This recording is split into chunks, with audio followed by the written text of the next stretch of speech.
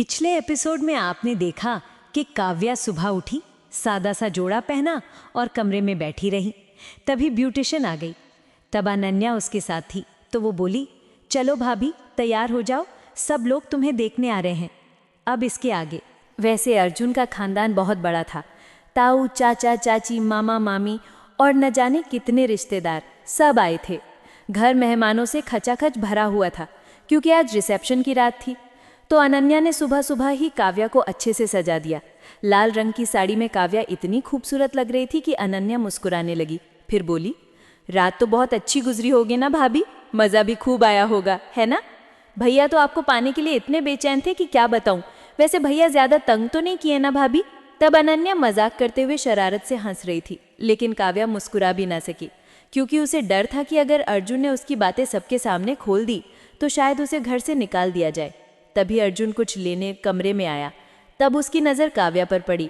तब वो सर झुकाए बेड पर बैठी थी, अपने हाथों को देख रही थी। तब उसकी खूबसूरती और नाजुक बदन को देखकर अर्जुन हैरान रह गया। तब उसका दिल चाह रहा था कि वो काव्या को छू ले, ताकि उसके चेहरे पर शर्म की लाली बिखर जाए। लेकिन रात की बातें उसके दिमाग में गूंज रही थी, इसलिए वो सोच में पड़ गया।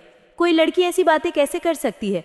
मर्दों में दिलचस्पी ना होना, शादी ना करना चाहना, इसकी कोई तो वजह होगी ना। तभी अनन्या ने शरारत से पूछा, कैसी लग रही है भाभी भैया?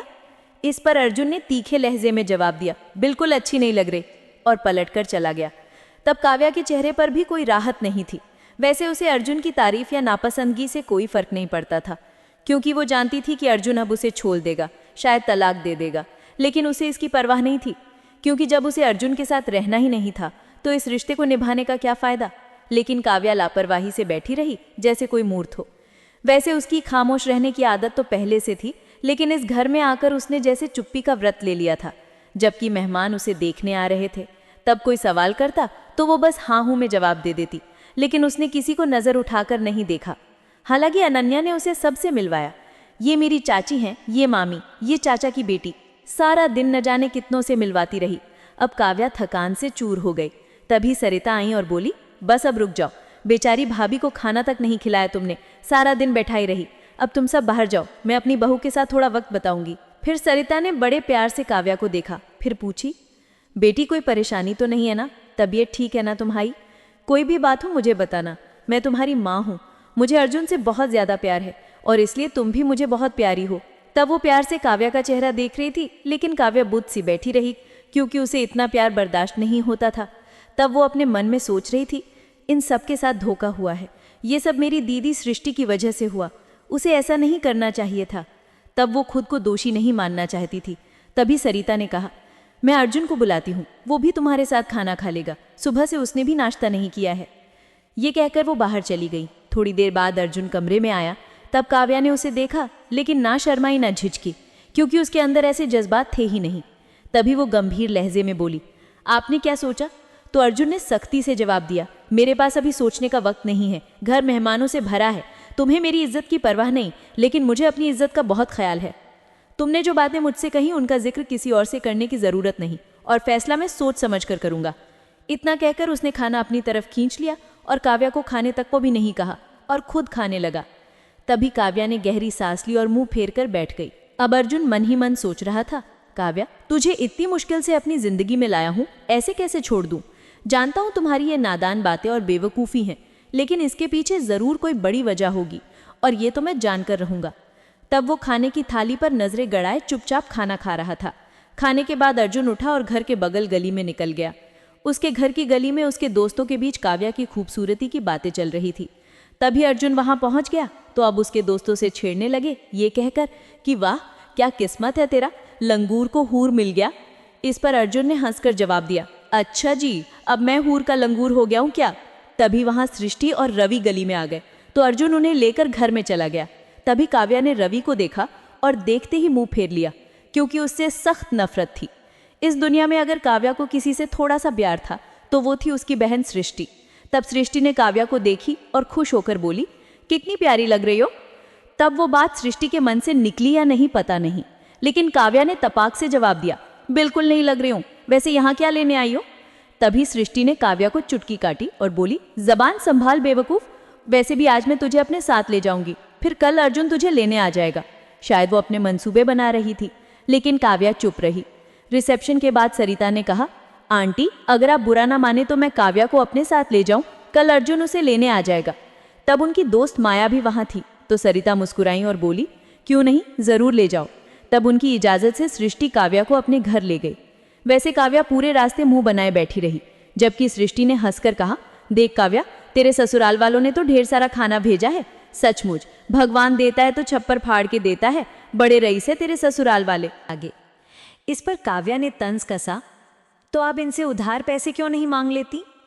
तब उसकी तीखी बात सुनकर रवि को गुस्सा आ गया, लेकिन अब वो काव्या पर तो गुस्सा नहीं उतार सकता था, इसलिए उसने सृष्टि को घूरा। तब सृष्टि ने उसे चुप रहने को कहा और काव्या को कमरे में ले गई। फिर सृष्टि ने पूछा, सब ठीक रहा ना? तूने कोई उल्टा सीधा तो नहीं कहा ना? तब वो काव्या से वो सब उगलवाना चाहती थी जो उनके बीच हुआ था, लेकिन काव्या ने साफ कह दिया, मैंने अर्जुन को सब बता दिया। मैंने कहा कि मैं उसके साथ नहीं रहना चाहती, मुझे उसके साथ जिंदगी नहीं गुजारनी। अब फैसला उसके हाथ में है, उसने कहा कि वो जल्दी फैसला करेगा। इतना सुनते ही सृष्टि ने अपना सिर पकड़ लिया, फिर बोली, ये क्या कह रही है? होश में तो है, कह दे कि ये सब झूठ है। लेकिन काव्या ने सख्त लहजे में कहा, मैं झूठ नहीं बोल रही दीदी, तुम चिंता मत करो, मैं चली जाऊंगी। मैं तुम्हारे ऊपर बोझ नहीं बनूंगी, हॉस्टल में रहूंगी या कहीं रहूंगी। अगर अर्जुन ने मुझे तलाक दे दिया तो ठीक, और अगर वो मुझे अपने साथ रखना चाहे तो उसे मेरी सारी बातें कबूल करनी होंगी। मैं उसे खुद पर हावी नहीं होने दूंगी। तभी सृष्टि गुस्से से बोली, तू ऐसी कैसे हो गई है? ये क्या सोच है तेरी? मर्द और औरत मिलकर जिंदगी बनाते हैं, क्या तू मर्द के बिना पूरी है?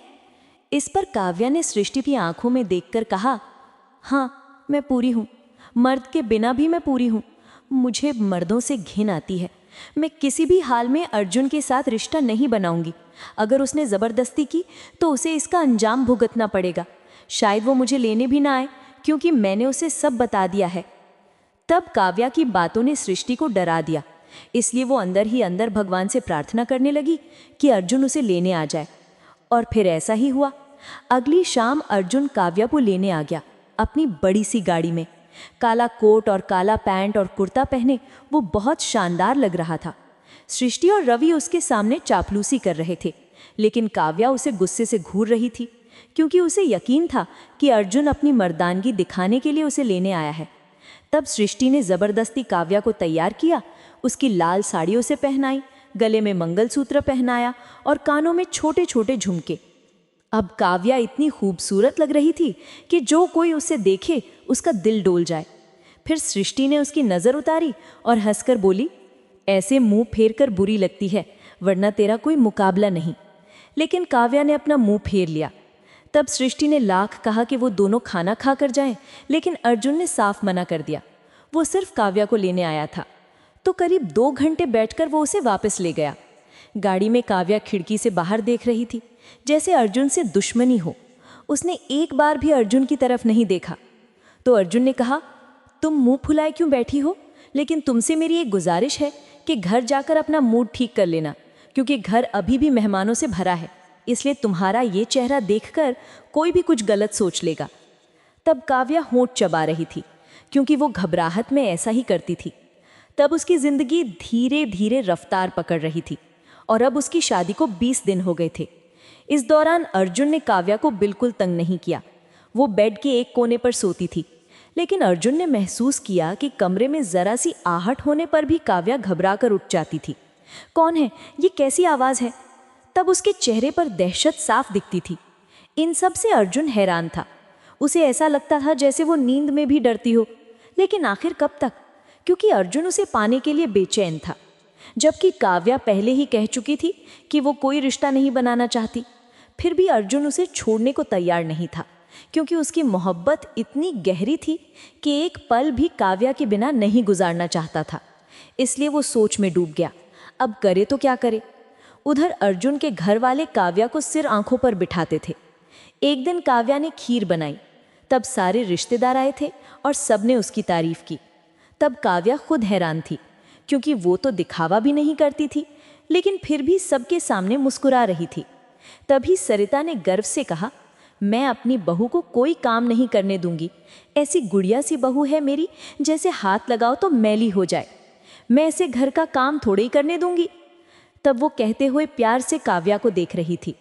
तब काव्या दिल ही दिल में शर्मिंदा हो रही थी। आखिर एक दिन तो अर्जुन मुझे छोड़ ही देगा, फिर मैं इनके दिलों में क्यों बसने की कोशिश कर रही हूँ। वो इन्हीं ख्यालों में डूबी अपने कमरे में आई। बेड पर कंबल था तो उसे लगा कमरा खाली है। तब थकान से चूर थी तो वो बेड पर लेट गई और कंबल ओढ़ लिया। लेकिन तब वहाँ अर्जुन सो रहा था। तभी उसकी नींद में काव्या की खुशबू महसूस हुई, जिससे जज्बातों में बहकर उसने काव्या को अपनी बाहों में ले लिया, जिससे काव्या चौंक गई। तब अर्जुन को इतने करीब देखकर उसकी सांसें रुक गईं। फिर वो चीख कर बोली, छोड़ो मुझे, ये क्या कर रहे हो। इस पर अर्जुन ने कहा, वही जो एक पति अपनी पत्नी के साथ करता है। तब उसका चेहरा काव्या के बिल्कुल करीब था, उसकी नाजुक ओंठ, उसके शरीर की खुशबू। तब अर्जुन जज्बातों में बहकर बोला, शादी किसने की थी, आज नहीं तो कल ये तो होना ही था। लेकिन तभी काव्या ने अपने कमज़ोर हाथों से उसे पीछे ढकेल दिया और कहा, मैंने कहा था ना मुझसे दूर रहो। मैंने पहले ही बता दिया था कि मैं ये सब नहीं चाहती, इसलिए तुम्हें मेरे जिस्म पर हावी नहीं होने दूंगी। तब घबराहट में वो अर्जुन से बदतमीजी करने लगी थी। तब अर्जुन के टूटे बिखरे जज्बातों ने उसे पीछे हटने पर मजबूर कर दिया। लेकिन काव्या उसे नफरत भरी नज़रों से देखती रही। तब उसकी आंखें लाल हो गई थीं और चेहरा अजीब सा। ये देखकर अर्जुन हैरान था। लेकिन तभी काव्या ने गुस्से में कहा, अगर तुम्हें इतनी ही शारीरिक भूख लगी है तो मुझे छोड़ दो, तलाक दे दो और किसी और से शादी कर लो। मैं तुम्हारे लायक नहीं हूँ। इस पर अर्जुन गुस्से में बोला, तुझे क्यों छोड़ दूँ, तलाक क्यों दूँ। तूने ऐसा सोचा भी कैसे काव्या। मैंने तुझे पूरे दिल से चाहा है। मैंने तुम्हें पहली बार देखा तभी से तुमसे मोहब्बत करने लगा, इसलिए तुमसे शादी की, और तुम मुझसे ऐसा सुलूक कर रही है। आखिर बार बार मेरी बेइज्जती करके क्या साबित करना चाहती है। सच सच बता, क्या तू किसी और को चाहती थी, किसी और से मोहब्बत थी तुझे, जिसकी वजह से तू मुझे ठुकरा रही है। इस पर काव्या ने चीख कर कहा, मैंने कहा ना, मुझे मत छुओ। मैं किसी से मोहब्बत नहीं करती, ना किसी को पसंद करती हूँ। मुझे मर्दों से घिन आती है, इसलिए मैं इन्हें अपने करीब नहीं देख सकती। और अगर तुम्हें इतनी शारीरिक ज़रूरत है तो ले लो और अपना शौक पूरा करो। इतना कहकर अचानक उसने अपनी साड़ी का पल्लू गिरा दिया और अर्जुन के सामने खड़ी हो गई। तब अर्जुन ने जल्दी से पल्लू उठाया और काव्या के कंधों पर डाल दिया और बोला, ऐसी बात नहीं है काव्या, मुझे तुम्हारी शारीरिक भूख नहीं, मुझे बस तुम्हारा प्यार और ध्यान चाहिए। हाँ, मैं मानता हूँ कमज़ोर लम्हों में मैं तुम्हारे करीब आ गया, लेकिन मैं ज़बरदस्ती नहीं करूँगा। तब काव्या की आंखों से आंसुओं की बरसात हो रही थी। तब वो बच्चों की तरह बिलख बिलख कर रो रही थी और कह रही थी, कोई मुझे समझता ही नहीं। इस दुनिया में कोई नहीं जो मेरे दिल की बात समझे, कोई नहीं जिससे मैं अपने दर्द और तकलीफ बता सकूं। मैं क्या सोचती हूँ, क्या महसूस करती हूँ, कोई नहीं समझता। सब धोखेबाज हैं, सब स्वार्थी हैं, सब ने अपने चारों तरफ सियासत का जाल बुन रखा है। सब अंदर से शैतान हैं, भेड़िए हैं। वो न जाने क्या क्या कहे जा रही थी। तभी अर्जुन के दिमाग में जैसे बम फटा। तब काव्या कोई ठुकराई हुई औरत नहीं, बल्कि एक छोटी सी बच्ची लग रही थी जिसे प्यार और सुकून की ज़रूरत थी। तब वो होते रोते हिचकियाँ ले रही थी और उसका चेहरा आंसुओं से भीग चुका था। तब उस पल वो भूल गई कि वो अर्जुन की बाहों में है। तभी अर्जुन ने उसे बिस्तर पर लेटाया। फिर रोते रोते काव्या नींद की आगोश में चली गई। लेकिन अर्जुन सोच में डूब गया। कुछ तो गड़बड़ है, कोई तो बात है जो काव्या अपने दिल में दबाई हुई है। उसके दिल की अड़चन, उसकी तकलीफ अब मुझे जानना ही होगा। अगर मैंने उसे अपनी ज़िंदगी में अपनाया है तो मुझे ये समझना होगा कि आखिर क्यों वो मुझसे ऐसा बर्ताव करती है। आज उसने मेरे सीने से लगकर आंसू बहाए हैं, इसका मतलब उसे सहारे की ज़रूरत है, जबकि वो अपने दिल को किसी दरवाजे में बंद किए हुई है। लेकिन अर्जुन ने ठान लिया कि उसे काव्या के दिल के बंद दरवाजे खोलने ही होंगे। उसकी तकलीफ जो वो सबसे छुपाती थी उसे जानना ही होगा। इस रात के बाद अर्जुन ने कोई बात नहीं की। लेकिन एक दिन काव्या कमरे में कोई मैगजीन की किताब पढ़ रही थी। तभी अर्जुन आया और बोला, चलो काव्या, जल्दी तैयार हो जाओ। तब वो खुद भी कहीं जाने की तैयारी कर रहा था। तो काव्या ने पूछा, कहाँ ले जा रहे हो मुझे? मैं कहीं नहीं जाऊंगी। तब उसने साफ मना कर दिया। तभी अर्जुन उसके पास आया और प्यार से बोला, बहुत मज़ेदार जगह है, वहाँ जाकर सुकून मिलेगा। फिक्र मत करो, मैं तुझे ऐसी जगह नहीं ले जा रहा जहाँ तुझे तकलीफ हो। टेंशन मत लो, मेरे साथ चलो, मुझ पर भरोसा करो। तब वो दोस्ताना अंदाज में बात कर रहा था, लेकिन काव्या उसे शक भरी नज़रों से देख रही थी। तभी अर्जुन हंसार बोला, ऐसे क्या देख रही हो? मुझ पर भरोसा नहीं? अच्छा, पति नहीं तो दोस्त ही समझ लो। तब उसकी काली आंखों में देखते हुए वो मुस्कुराया। तब काव्या मना न कर सकी और मुंह बनाते हुए वो उठी और 2 मिनट में नीले रंग की साड़ी पहनकर तैयार हो गई। तब हमेशा की तरह उसने अपने लंबे बालों में जूड़ा बांधा। तभी सरिता ने दोनों को साथ जाते देखा तो खुश हो गई। तभी अनन्या ने शरारत से कहा, ओहो भैया भाभी, कहाँ की तैयारी है अकेले अकेले। तब अनन्या की बात पर काव्या शर्मा गई और वो बेचारगी से बोली, तुम भी चलो हमारे साथ, पता नहीं है कहाँ ले जा रहे हैं, मुझे तो कुछ मालूम नहीं है। इस पर अनन्या हंस पड़ी, अरे मजाक कर रही हूँ, मुझे कोई शौक नहीं तुम दोनों के बीच कबाब में हड्डी बनने का। वैसे भी तुम दोनों पहली बार साथ जा रहे हो, बस लौटते वक्त मेरे लिए आइसक्रीम, बर्गर, पिज्ज़ा लेते आना। तब वो अपनी फरमाइशें गिना रही थी। इस पर काव्या न चाहते हुए भी मुस्कुरा दी। तभी अर्जुन ने गाड़ी की चाबी घुमाई और अचानक काव्या का हाथ थाम लिया। तो काव्या ने उसे घूर कर देखा और बोली, ये क्या तरीका है, तुमने माँ और अनन्या के सामने मेरा हाथ पकड़ लिया। तब अर्जुन को यकीन नहीं हुआ कि काव्या ने उसकी माँ को माँ कहा। तब अर्जुन काव्या के मुंह से अपनी माँ को माँ सुनकर वो पूरे दिल से मुस्कुराया और बोला, अच्छा जी ठीक है, अब मुझे यकीन हो गया कि तुम मुझे अब न मानने लगी हो, है ना। आखिर इसी माँ का बेटा तो मैं भी हूँ, इसलिए अब मुझे अपनी प्यारी बीवी की वफादारी पर पूरा भरोसा है। इस पर काव्या ने रूखेपन से कहा, अभी तो तुमने कहा कि मैं तुम्हें अपना पति नहीं बल्कि दोस्त समझूं, और अब फिर वही बातें शुरू कर दी। अब मुझे घर वापस ले चलो, न जाने कहाँ ले जा रहे हो मुझे तो कुछ मालूम ही नहीं। इस पर अर्जुन मुस्कुराया और बोला, परेशान मत हो, जहाँ ले जा रहा हूँ वहाँ तुम्हें सिर्फ सुकून मिलेगा। पूरे आधे घंटे के सफ़र के बाद उसने गाड़ी एक बड़े से क्लिनिक के सामने रोका। ये देखकर काव्या हैरान रह गई, क्योंकि बाहर बड़ा सा बोर्ड लगा था, डॉक्टर शालिनी, मनोचिकित्सक। बोर्ड पढ़कर काव्या तिलमिलाई, तो मुझे डॉक्टर के पास क्यों लाए, ये ठीक नहीं किया तुमने। इस पर अर्जुन ने नरमी से कहा, तुम्हारा इलाज तो डॉक्टर के पास ही है मेरी जान, बस एक बार मेरे साथ चलो, कसम है उसकी जिसे तुमने इस दुनिया में सबसे ज़्यादा प्यार किया। तब वो भावुक होकर बात कर रहा था। तभी काव्या ने गुस्से से उसे घूरा, लेकिन ना चाहते हुए भी उसके पीछे चल पड़ी। दरअसल सुहाग रात को काव्या ने अर्जुन को साफ मना कर दिया था कि वो उसके करीब ना आए, लेकिन अर्जुन को काव्या से सच्ची मोहब्बत थी, इसलिए वो उसे छोड़ भी नहीं सकता था। एक रात तो नींद में ही काव्या चिल्लाने लगी, तुम दरिंदे हो, मुझे छोड़ो। तब काव्या की ऐसी बातें सुनकर अर्जुन परेशान हो गया। उसे समझ नहीं आया कि काव्या इतना डर क्यों रही थी, इसलिए अगले दिन वो बिना बताए काव्या को डॉक्टर शालिनी के पास ले आया, और अर्जुन ने पहले ही अपने जानने वाली डॉक्टर शालिनी से सारी बातें कर ली थीं। तब उसने पूरी गोपनीयता रखने को बोल दिया था। फिर अर्जुन ने काव्या की हर बात, उसकी नफरत, उसका डर, सब कुछ डॉक्टर को बता दिया था। तब डॉक्टर शालिनी ने सब सुनकर कहा, मिस्टर अर्जुन, मैं पूरी तरह से यकीन तो नहीं कर सकती, लेकिन इतना कह सकती हूँ कि काव्या के साथ कुछ तो गलत हुआ है। शायद बचपन में या फिर पिछले कुछ सालों में कुछ ऐसा हुआ होगा जिसका उसके दिमाग पर गहरा असर पड़ा है। हो सकता है किसी मर्द ने या किसी और वजह से उसने कुछ ऐसा देखा या सहा जो उसकी बर्दाश्त से बाहर था, क्योंकि बच्चों का दिमाग छोटा होता है। कई बार वो ऐसी चीज़ें देख लेते हैं जिन्हें वो सह नहीं पाते, और उस उलझन में वो फंस जाते हैं और फिर उससे निकल नहीं पाते। इसलिए मुझे लगता है काव्या भी ऐसी ही किसी परेशानी में फंसी है। तुम उसे मेरे पास लाओ, मैं उसे ऐसे माहौल में लाऊंगी कि वो खुद ब खुद सारी बातें बता देगी जो उसने आज तक किसी से नहीं कही। तब पता चलेगा कि आखिर वो मर्दों से इतनी नफरत क्यों करती है और किसी को अपने करीब क्यों नहीं आने देती। तब डॉक्टर की सलाह पर ही अर्जुन आज काव्या को क्लिनिक लाया था। अब काव्या गम और गुस्से में डॉक्टर के सामने बैठी थी। तब डॉक्टर शालिनी ने उसकी खूबसूरती और मासूमियत देखकर हैरानी जताई। तब काव्या का चेहरा गुस्से से लाल था, लेकिन डॉक्टर ने दोस्ताना अंदाज में कहा, क्यों परेशान हो रही हो, मैं तुम्हारी आंखों का ऑपरेशन तो नहीं कर रही ना। फिर उसने अर्जुन को इशारा किया कि वो बाहर चले जाए। तब अर्जुन बाहर चला गया और डॉक्टर शालिनी काव्या को सेशन रूम में ले गई। अब काव्या का दिल दर्द से धड़क रहा था। उसे समझ नहीं आ रहा था कि वो यहाँ क्यों आई है। तभी डॉक्टर शालिनी ने उससे अजीब सा सवाल किया, मुझे बताओ, बचपन में तुम्हारे साथ क्या हुआ था। मैं तुम्हारा केस अच्छे से समझ गई हूँ, मुझे सब पता है, लेकिन मैं वो सारी बातें तुम्हारे मुंह से सुनना चाहती हूँ। इतना सुनते ही काव्या का मुंह खुला का खुला रह गया। तभी डॉक्टर शालिनी ने उसका कांपता हुआ हाथ थाम लिया और कहा, तुम मुझे अपना हमदर्द समझो। कहते हैं ना, डॉक्टर मसीहा होते हैं, तो मैं तुम्हारा मसीहा ही हूँ। अब तुम अपनी ज़िंदगी की वो सारी बातें खुलकर बताओ जो तुमने आज तक किसी से नहीं कही। मैं वादा करती हूँ ये राज सिर्फ राज ही रहेगा। तब काव्या की आंखें आंसुओं से भर गईं। फिर उसने बोलने के लिए अपने होंठ खोले। तब काव्या की आंखों में डर के साए थे। तभी वो बोली, वो सब मुझे तंग करते थे, मैं जहाँ जाती कोई ना कोई वहाँ पहुँच जाता है। तब क्लिनिक के कमरे में काव्या को घुटन महसूस हो रही थी, लेकिन डॉक्टर शालिनी उसे प्यार और हमदर्दी से पेश आ रही थी।